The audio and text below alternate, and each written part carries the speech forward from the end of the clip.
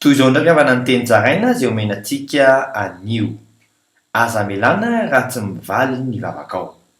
Nisy zazalahy efa maty, araka ny voasoratra ao amin'ny mpanjaka faharoa toko fahaefatra andiny faharoa amby telopolo amin'ny anaran'i Jesosy hoe: ary rehefa tonga tao an-trano Elisa, indro maty ny zazalahy sady nampandriana teo am-pandriana.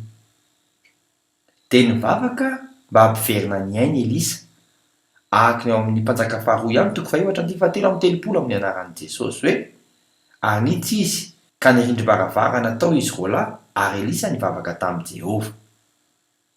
Nidongy izy dia nifony zaza, araka ny amin'ny mpanjaka faharoa toko fahaefatra andiny fahatelo amby telopolo amin'ny anaran'i Jesosy hoe: de niasa dia tao an-trano izy, ary niverina niapatra taminy indray, de nihevina impito ny zazalahy ary nihiratra ny masony. Anjaranao zao no midongy, araka ny ao amin'ny filazantsara ny Lioka toko fahavalo ambin'ny folo andiny fahafito sy fahavalo a.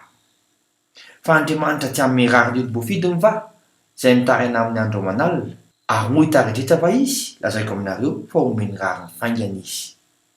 Zay, bavaka isika iray eo, nomenao porofo izahay ankehitriny fa mila mivavaka tsy mianto ho mariky ny finoana ny herinao. Amin'ny anaran'i Jesosy Kristy velona avy any Nazareta, amen. Mandra-piaona tompoko, fiadanane.